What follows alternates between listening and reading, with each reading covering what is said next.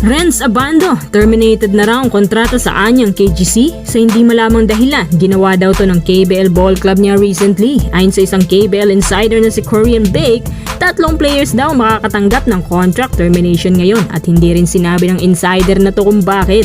Ayon sa mga lumalabas na rumors, mukhang dahil nga raw to sa frustrations na binibigay ng ilang Pinoy at kabilang na umano dito ang napakababang standings. Nasa middle list lang naman ang anyang at hindi naman talaga napakababa.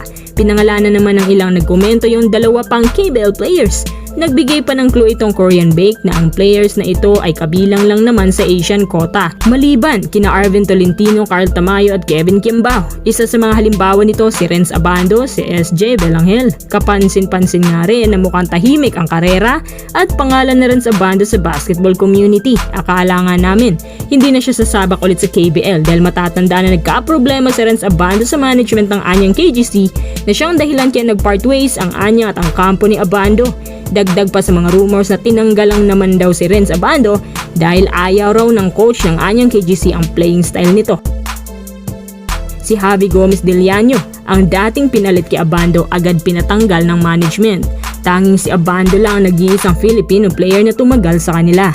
Napapabalita din na hindi nga rin daw binibigyan ng sapat na playing time si Renz Abando dito sa anyang, kaya maraming Pinoy KBL fans ang nagalit sa kanilang coach. May kinalaman din kayang old issue na ito sa umano'y pag-terminate ng kontrata ni Renz Abando?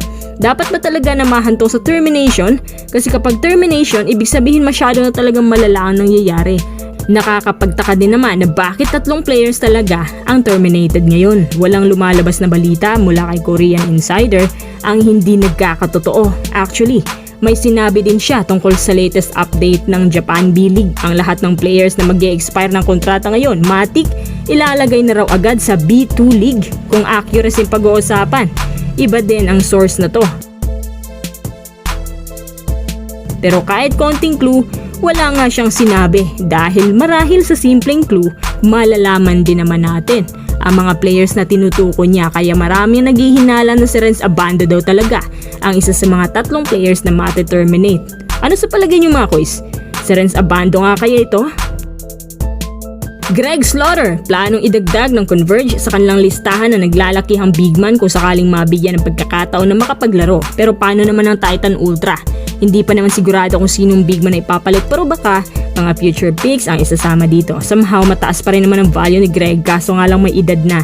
Motivated si Greg na ipakita ang worth niya sa PBA, alang-alang nila sa kanyang pamilya. Si Greg din, handang tumanggap ng maliit na sahod bilang entry level ang pagpasok.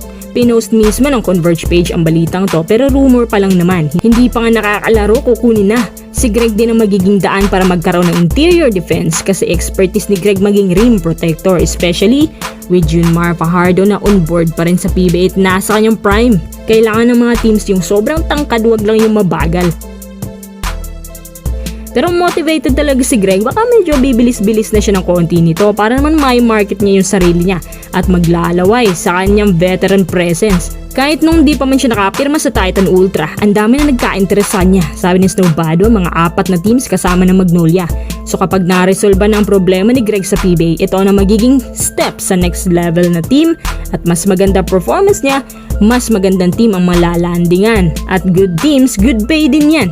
Kaya pagtsatsagaan na lang din muna ni Greg ang lahat ng proseso. Later on, makaka-big catch na rin siya at isa lang ang Converge sa mga nasa waiting list. Pero tanong ko lang, sa dami ng bigman ng Converge, may tutulong pa ba si Greg sa kanila?